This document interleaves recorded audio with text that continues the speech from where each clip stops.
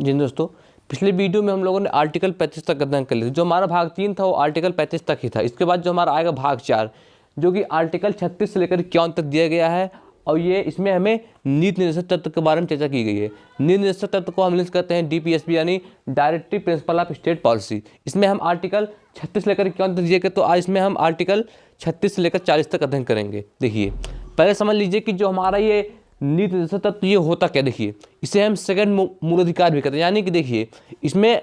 जनहित के लिए बातें कहेगी, मतलब कि सरकार कहेगी राज्य को कि आप इसे लागू कर सकते हैं अगर आपके पास तो साधन ऐसा है। जैसे समझ लीजिए कि जब हमारा देश आज़ाद होता है उसमें हमारे पास वैसा था नहीं। अगर उसमें शराब पर, नशीली दवा पर लोगों को समान वित्त सहायता, या फिर वित्त मतलब का मतलब जैसे उनको कानूनी रूप से सहायता, लीगल एडवाइजर, या फिर पर्यावरण की सुरक्षा, इन सब बातों पर अगर उस समय हमको इन बातों का अगर मूलाधिकार में रख दिया गया होता तो क्या होता, तो इससे जो होती तो इसमें सरकार और इतना पैसा था, इसमें दिक्कत आती। तो इसलिए हमारे संविधान निर्माताओं ने इसे रख दिया है नीति निर्देशक तत्व में, यानी कि राज्य इसे चाहे लागू करे चाहे न लागू करे। तो ये बात इसमें कही गई है। इसे केटी शाह ने कहा कि ये उस खाली चेक के समान है जिस पर बैंक स्वयं अपने सुविधा के अनुसार भुगतान करता है। यानी देखिए, यानी कि इसमें जो बातें कही गई हैं कि पर्यावरण की रक्षा करने के लिए, वन्य जीवों की रक्षा करने के लिए, और भी शराब पर, नशीली दवा पर प्रतिबंध लाने के लिए समान सिविल संस्था 6 वर्ष 14 वर्ष के बच्चों की मतलब सुरक्षा करने के लिए कही गई थी, लेकिन वो संशोधन कर दिया गया है। तो इसमें उसमें मुमकिन तो था नहीं, तो इसलिए इसको रख दिया गया निर्देशक तत्व में। यानी कि ये जो भी है, अगर आपको ये सब सरकार सुविधा नहीं दे रहे तो आप कोर्ट नहीं जा सकते हैं, ना ही आप उस पर कोई कुछ कर सकते हैं। इसलिए देखिए आर्टिकल 7 में कह देगा कि ये मतलब कि ना तो परिवर्तनीय है ना तो वादक, पर तो मतलब कि इन्फोर्सेबल, ना तो इसे कोर्ट इन्फोर्स कर सकते हैं, मतलब कि आप इसे लागू कीजिए, ना ही आप उस पर वाद मतलब होता है मुकदमा, ना ही आप उस पर मुकदमा कर सकते हैं। और ये जो होता है ये सामाजिक कल्याण, यानी कि देखिए सामाजिक कल्याण और आर्थिक न्याय के लिए, यानी कि लोगों में जो आर्थिक विषमता वो कम हो, गरीबी अमीरी की जो बीच की खाई है वो थोड़ी सी कम की जा सके, तो इसलिए ये लागेगा कि सरकार तरफ मतलब कि लोगों को हितों को के लिए। इसको आप लोग याद रखिएगा, जो हमारा नीति निर्देशक तत्व ये आयरलैंड से कराया गया है, और जो आयरलैंड है उसने स्पेन से कराया गया है। इसके बाद आता है हमारा आर्टिकल 36। देखिए आर्टिकल 36 में कहा गया, इसमें परिभाषा पर बताया गया, मतलब कि इसमें इस भाग में जो राज्य का मतलब होगा, जो राज्य का अर्थ लिया जाएगा वो वही होगा जो कि भाग 3 में था। यानी देखिए, जब भाग 3 लोग पढ़े थे मूलाधिकार 22 लेकर 35 तक, तो उसमें भी आर्टिकल जो हमारा 12 पहला आर्टिकल था मूलाधिकार के पार्ट में, तो उसमें पहले हमें राज्य के बारे में बताया, मतलब कि हाँ आप इसको राज्य कह सकते हैं। तो वही कहा, मतलब कि जो राज्य का मतलब वही था इस भाग में, यानी कि भाग 4 के लिए आर्टिकल 36 लेकर 51 तक राज्य का मतलब वही रहेगा। पिछले वीडियो में मैंने आप लोगों को राज्य के बारे में तो अच्छे से बता ही दिया। देखिए, तो इसमें आता है हमारा आर्टिकल 37, कहा गया कि इस भाग में अंतर्विष्ट तत्वों को लागू होने। देखिए वही बात, मतलब कि अंतर्विष्ट मतलब होता है कि सम्मिलित, मतलब कि इस भाग में जो भी तत्व मतलब सम्मिलित इनके लागू होने मतलब क्या प्रावधान। कहा गया कि इस भाग में अंतर्विष्ट उपबंध किसी न्यायालय द्वारा परिवर्तनीय नहीं होंगे, किंतु फिर भी इसमें आकथित तत्व देश के शासन के मूलभूत हैं और वित्त बनाने में तत्वों को लागू करना राज्य कर्तव्य। यानी देखिए, यानी कि इस भाग में जो भी तत्व मतलब जो भी लोगों के हितों के लिए, कल्याण के लिए इसमें नीतियाँ दी गई हैं, वो न्यायालय द्वारा परिवर्तनीय, यानी कि इन्फोर्सेबल नहीं होगी, ना ही वाद्य, मतलब कि न्यायालय उसे सरकार के ऊपर इन्फोर्स नहीं करेगा कि हाँ कि आप इसे लागू कीजिए, आप लोगों को निःशुल्क मतलब कानूनी सहायता दीजिए, स्त्री पुरुष को समान वेतन दीजिए। तो ये चीज़ होता है, मतलब कि उनको क्या किया जाता है, मतलब कि आप न्यायालय ना तो उनको कुछ कह सकता है, मतलब कुछ कहेगा नहीं, और ना ही वाद्य, मतलब जैसे अगर इस टाइप हो रहा है कि हमें भी जैसे राशन मिलता है, ये भी तो समाज कल्याण के लिए, अगर हमें राशन नहीं मिला तो हम उसके खिलाफ कोर्ट में जाकर मुकदमा नहीं कर सकते, क्योंकि वो सामाजिक कल्याण में आता है, मतलब कि सामाजिक कल्याण के लिए किया, जो कि आर्टिकल 38 में बताया, मतलब सामाजिक कल्याण के जो है सरकार कुछ कार्यों को कर सकती है, तो वो उसमें ये आ जाता है। मतलब क्योंकि हमारा ये आर्टिकल 38 में आ रहा है, हम जानते हैं 36 लेकर 51 तो जो भी है उसको सरकार मानने के लिए बात नहीं है, चाहे वो जो भी रहे। तो आर्टिकल 36 में क्या है, इसमें परिभाषा के बारे में बताया गया, राज्य की परिभाषा के बारे में। आर्टिकल 7 कहा गया मतलब कि ये इसमें अगर आपको सुविधा नहीं मिल रही जो इसमें दिए गए हैं, तो आप न्यायालय नहीं जा सकते हैं, ना ही आप मुकदमा कर सकते हैं, ना ही मतलब कुछ भी राज्य द्वारा खुद लगे, मतलब कि उस पर आप कुछ कर नहीं सकते हैं। इसी के लिए देखिए केटी शाह ने कहा है कि यह उस खाली चेक के समान है, इसका सरकार स्वयं भुगतान करती है। देखिए, यानी कि जब सरकार के पास पैसा होगा तो वो आपको स्वयं करेगी, अगर सरकार के पास पैसा नहीं तो आपको वो नहीं करेगी। सरकार करते भी है, ऐसी बात नहीं, जैसे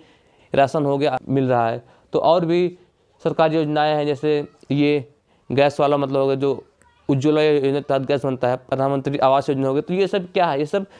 जन कल्याण के लिए है। तो लेकिन जब हमारा सुनना तो उसमें हमारे पास इतना पैसा था नहीं, मतलब सबको ये सब दिया जा सके, तो इसीलिए इसको निःशर्त देगी, मतलब कि जब आगे तो सरकार का पैसा होगा तो वो लोगों के हित के लिए ये सब काम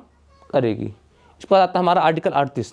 आर्टिकल 38 में कहा गया है कि राज्य लोक कल्याण की आवृत्ति, मतलब कि उसको बढ़ाने के लिए सामाजिक व्यवस्था बनाने की, यानी कि राज्य जो है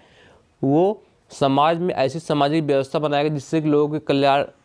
बढ़े, मतलब लोगों का मतलब विकास हो और लोगों की जो मूलभूत आवश्यकता है वो पूर्ण, मतलब जिससे ऐसी संस्था बनाएगा जिसमें मतलब सभी लोग शामिल हो, मतलब सभी लोग शामिल हो और सभी लोगों को बराबर समान हो, और ऐसी व्यवस्था बनाने समान प्रयास करेगा कि जिससे जो है वो अवसर की जो असमानता है मतलब घट जाए, मतलब सभी को समान अवसर मिले, मतलब इस टाइप का प्रयास सरकार जो है वो करेगा। ये चीज़ में कहा गया आर्टिकल 38 में। फिर वही 39 में कहा गया है, 39 में 5 बातें कही गई है। इसमें कहा गया है कि राज्य द्वारा अनुसरणीय कुछ नीति तत्व, यानी कि राज्य जब अपनी नीति को बनाएगा उसके लिए अनुसरणीय मतलब तत्व दिए गए हैं, वो उसके बारे में पहला हमारा क्या है, स्त्री व पुरुष सभी नागरिकों को समान रूप से जीविका मतलब होता है, जैसे अगर कोई PhD करके और वो अपने एलिजिबिलिटी के आधार पर कहीं भी यूनिवर्सिटी में पढ़ा रहा तो उसकी मृत्यु हो गई, लेकिन जीविका क्या होती है, वो PhD करने के बाद या फिर कोई स्कूल है, नर्सरी है या फिर कोई मिडिल स्कूल, अगर वो उसमें वो पढ़ा रहा है, वो उसकी जो योग्यता नहीं, लेकिन वो तब भी वो उसमें क्या कर रहा है, पढ़ा रहा है अपनी जीविका चाह, तो उसकी जीविका मतलब कि जब आपको आपके एलिजिबिलिटी के आधार पर जब काम नहीं मिल पाता है तो आपकी जीविका होती है, और जो आपका एलिजिबिलिटी के आधार पर जो आपके काम मिल जाता है उसे हम कहते हैं वित्तीय के पर्याप्त साधन प्राप्त कराने का अधिकार, यानी कि देश के जो सभी नागरिक मतलब चाहे वो पुरुष चाहे स्त्री हो, सबको जो है वो उनको जो है जीविका चलाने के लिए मतलब कोई साधन प्राप्त करने का, मतलब सबको साधन दिए जाए, मतलब कि ऐसी नीतियाँ बनाई जाए, मतलब कि इसमें ये कहा गया है। फिर कहा गया कि समुदाय के भौतिक संसाधनों का स्वामित्व और नियंत्रण इस प्रकार बांटा हो कि सामूहिक हित का सर्वोत्तम रूप से साधन हो। देखिए समुदाय के जो भौतिक साधन हो गए, यही जैसे जो सरकार रोड बनाने के लिए कॉन्ट्रैक्ट देती है या फिर मतलब जो भी उसका ठेका लेता है बनाने के लिए, तो उसमें कहा गया है कि इस प्रकार बांटा हो कि सामूहिक हित का सर्वोत्तम साधन, यानी कि देखिए अगर कोई बहुत ज़्यादा अमीर आदमी है तो उसको भी दीजिए, और जैसे अगर कोई हल्का से उससे गरीब आदमी मतलब कि वो भी अपना करना चाह रहा मतलब कि लेना चाहते उसको भी दीजिए, मतलब कि इस प्रकार बांटिए मतलब जिससे कि सभी लोगों के मतलब हित हो सके। और उसमें जैसे मजदूर आप कर रहे हैं तो आप कुछ लोगों को ही मजदूर मत कीजिए, आप सबको मतलब हर जात के हर धर्म के लोगों को आप अगर मजदूर योग्य है तो उनको आप मजदूरी दीजिए। ये नहीं किसी एक धर्म के किसी एक जात के लोगों के केवल उसमें मजदूरी या फिर उसमें काम करने दे रहे, मतलब इस प्रकार उनका स्वामित्व बांटा मतलब हो और इस प्रकार किया गया है, मतलब कि उसमें सभी लोगों का मतलब हित हो। इसमें तीसरी बात कहा गया कि पुरुषों और स्त्री दोनों का समान कार्य समान, यानी कि देखिए यानी कि जो भी काम पुरुष कर रहा और स्त्री कर रहा दोनों को आप वेतन, जिससे अगर स्त्री कोई है वो पढ़ाने का काम कर रहा है उसका तनख्वाह उसको जो आप वेतन दे रहे हैं वही अगर एक पुरुष भी पढ़ा रहा है तो उसके बराबर आप दीजिए, ये चीज़ कहा गया है। देखिए आप लोग देखेंगे कि इस मामले में जो हमारे सरकारी संस्था या फिर मतलब जो सरकारी चीज़ है जो बड़ी बड़ी कंपनी जैसे टाटा हो गई, अंबानी अगर मतलब इस टाइप की जो रिलायंस हो गई तो उसमें जो स्त्री पुरुष समान वेतन दिए थे, लेकिन जो छोटी छोटी जैसे आपके गांव में अगर कोई भी या फिर शहर में अगर स्कूल होगा तो स्कूल देखेंगे आपको वहाँ पर जो महिलाएं पढ़ाती हैं जो अध्यापिका पढ़ाती हैं तो उनमें जो होता उनको जो वहाँ पर पुरुष पढ़ाते हैं तो उनको अपेक्षा उनको कम वेतन दिया जाता था, तो इस टाइम मतलब भेदभाव किया था। तो वही कहा मतलब कि राज्य का मतलब तो केवल यहाँ पर राज्य सरकार केंद्र सरकार से है नहीं, इसके बाद तो आप लोग पहले हम पिछली वीडियो में बता चुके हैं। तो वही समझ लीजिए मतलब कि जो राज्य होगा वो कोशिश करेगा कि स्त्री पुरुषों के लिए समान वेतन के लिए हम समान मतलब उनको वेतन दें, स्त्री पुरुषों में कोई भेदभाव न करें। फिर इसमें अगली बात कही गई कि आर्थिक व्यवस्था इस प्रकार चले कि जिससे धन